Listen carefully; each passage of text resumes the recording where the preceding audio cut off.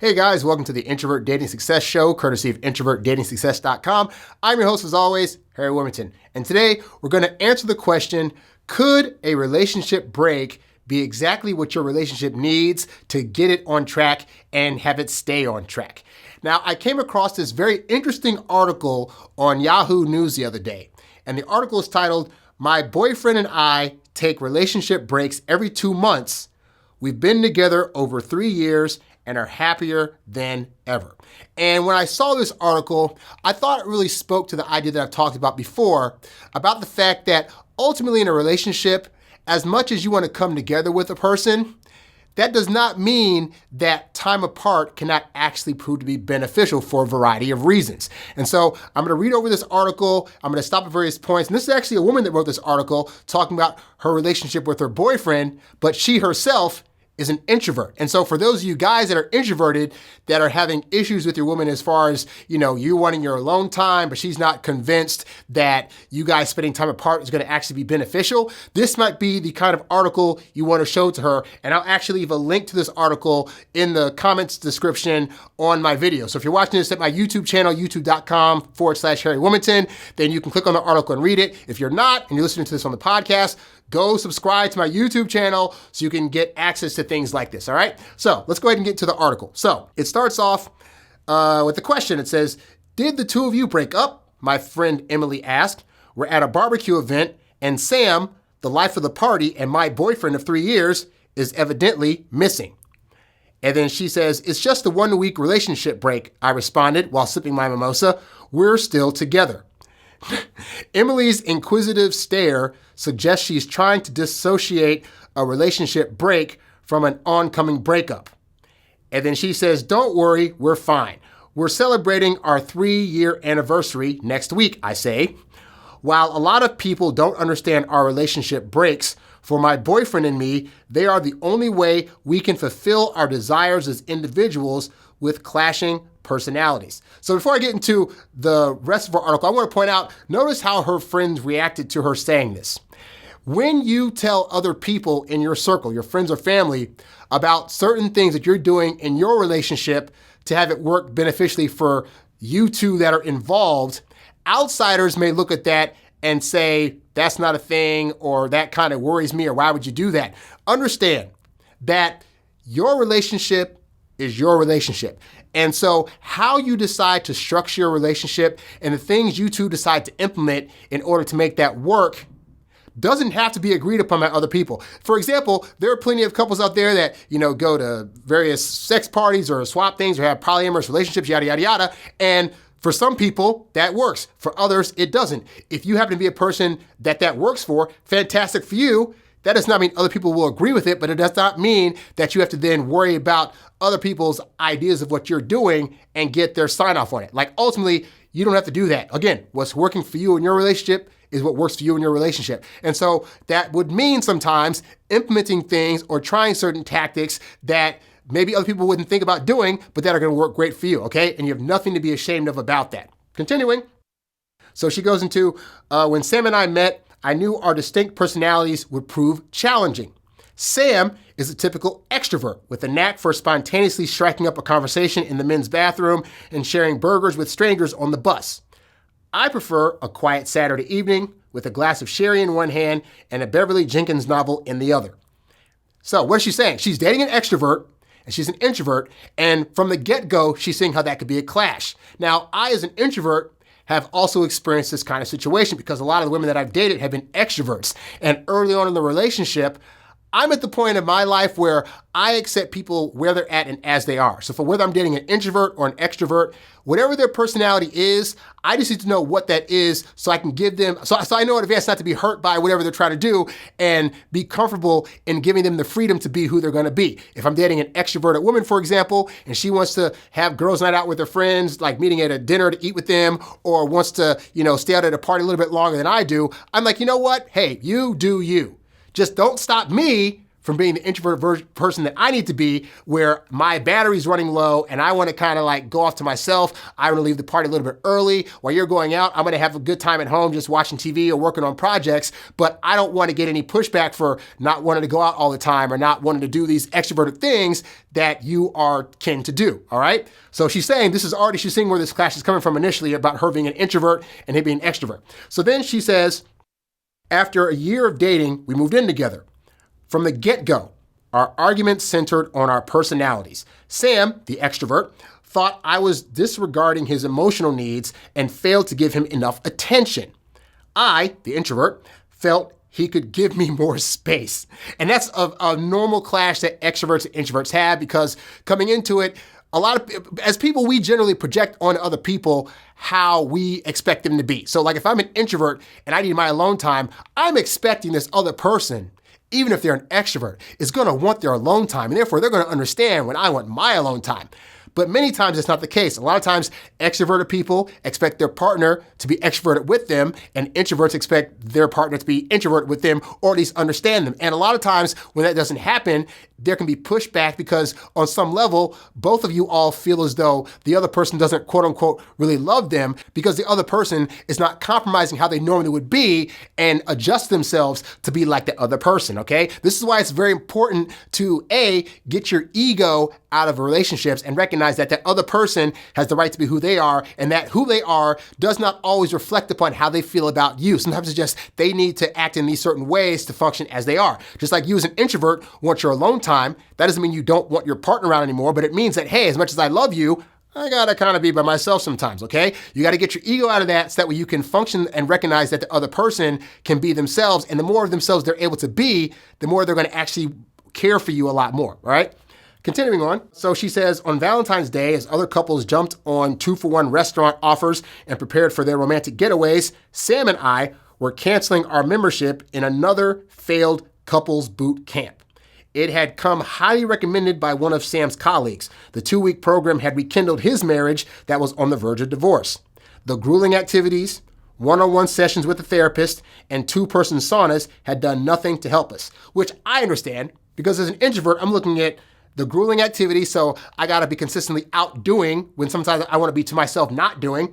The one-on-one sessions with the therapist, so I have to share our problems with this other person when I'm already kind of like that person that's analytical and wants to kind of like see you out before I start just openly sharing stuff. And the 2-person saunas, where it's like, that might be a time when she would just be best to be able to be by herself. Is it any wonder why that didn't actually help them out? The extroverted person in the relationship probably felt like, oh, this is great, we get to do all this stuff together, blah, blah, blah. And the introvert's like, but the problem is, I don't always want to be doing with you. It's funny how that works out, right? So anyway, then she says, as I pressed the cancel membership button, I knew our relationship was headed for a breakup. And then she says, what if we took a relationship break? I suggested to Sam, eager to see his reaction. Now, I know what you're saying, guys, because in this case, I'm reading a woman giving the story of this, right? And as you know, typically a woman coming to you and saying, hey, we need to take a break, that can definitely signal in a guy's mind that it's the end of the relationship, okay? But as I'm gonna get into this, you're gonna see what she's actually suggesting. So then she says, I've been contemplating the idea for a while. If I wasn't getting enough time for myself and Sam wasn't receiving the attention he felt he needed, pursuing our needs separately was our last resort. As Sam processed what I had just blurted out, I worried about what our families and friends would think of this move. Christmas was around the corner, and we had planned to visit Sam's family. I wondered whether our relationship would be the same after the break, but it was worth a shot. A week after my break proposal, I landed a writing assignment over 100 miles away. It was the nudge we needed to go through with our plan. We had prepared a list of what we weren't supposed to do during the break. No calls, no emails, and no text for 2 weeks. Now, some of y'all are hearing this and thinking like, oh my God, I can't, even if I'm as introverted as I am, I cannot imagine being able to present the idea to my woman that I'm gonna go away for 2 weeks and I'm not gonna call, text, check up on you, any of that for 2 weeks, and that's supposed to help us. Like, if anything, she's gonna feel like we're breaking up or that I'm trying to see other women. Like, what's the deal with that? So, here's the thing, guy, and this is what I've learned in dating in general, okay, is that for the most part, women who like you and legitimately see themselves being with you and wanting to stay with you will usually be willing to try out new things to make the relationship better. So you might not want to present the idea as like, hey, from now on, I need a 2-week break from you every so often and yada, yada, yada. Because when you do that, again, presentation, that's not going to be a thing that's helpful. But if you're on the verge of your relationship starting to break down because maybe you're seeing each other too much, you could say, hey, I read this article where this couple took a break every so often and somehow it worked for them. Why don't we try that out? Like, I don't want to say we need to do it all the time, but like, I want this to get better. So let's say we just try some stuff. And like I said, women that want to be with you but see the relationship getting kind of rocky are usually willing and open to trying a variety of things, even stuff they wouldn't have initially considered before, simply because of the fact that they don't want you ultimately to leave them, okay? So that's going to be an important thing to recognize as you're suggesting things to improve their relationship. Continuing on, so she says, despite the occasional temptation to check up on each other, we forged ahead with our plan. We came back to the relationship feeling happier than ever. Looking back, I realized we should have done this a long time ago. Our relationship breaks are now consistent. We take one every 2 months, sometimes even sooner. Sam uses the breaks to catch up with his friends and family, while I use them for me time.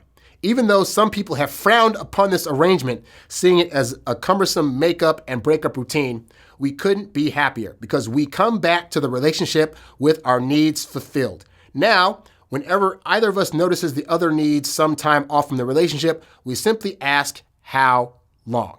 This is a great article, like I said, to use in the event that you want to try this break in your relationship where you can take a rest from the person. But honestly, what I have found that I've just observed and in my own personal dating life myself also has worked is that you as the guy already need to be building in times to where you're going to be able to get a natural break from your significant other. That way, you don't have to go to the extreme of having to like purposely schedule out stuff, but just by the living of your life, you'll have things built in, okay? So, perfect example, okay? Take me for example, right?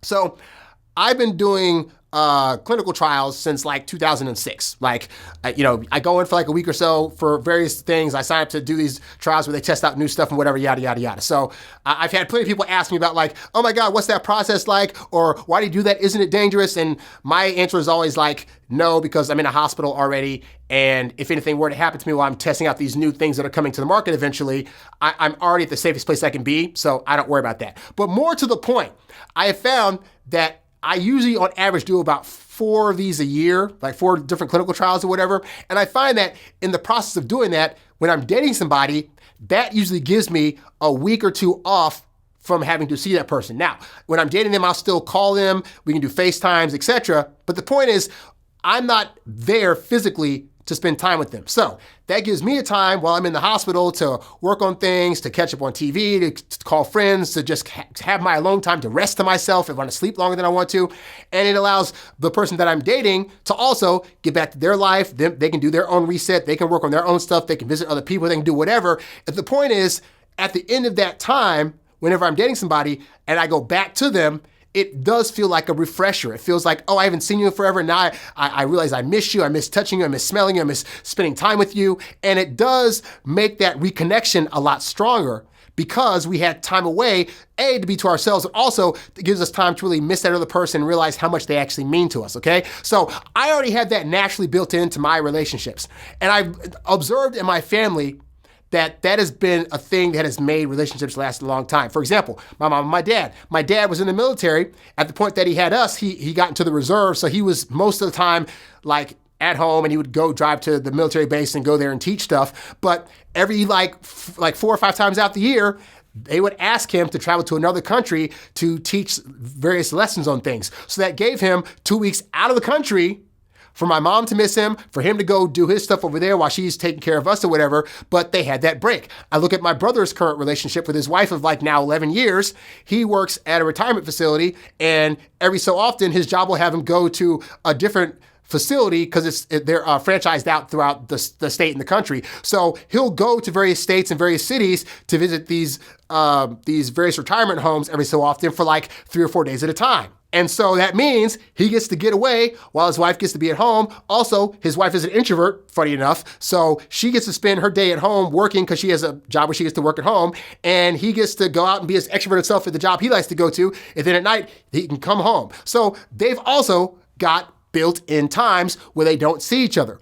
And so for you guys that are like, trying to text a girl all the time, trying to take her on date after date early on, like day after day. For those of you that are in relationships, they get butthurt because your girlfriend wants one day out the week, out of the entire 7 days of the week, she wants one day where she doesn't see you, or she gets to be to herself, or you're not hassling her on the phone. You're taking it personally when really these breaks are the things that could possibly make your relationship last longer, because it's respecting boundaries. It's saying to the other person, I recognize you were a person before you got to me, and that you might need time without me, and that you are not feeling some kind of like jealousy for her not wanting you around, or feeling that she's trying to push you away. Like, these are things that are necessary. And again, this person had a time in her life when she was without you.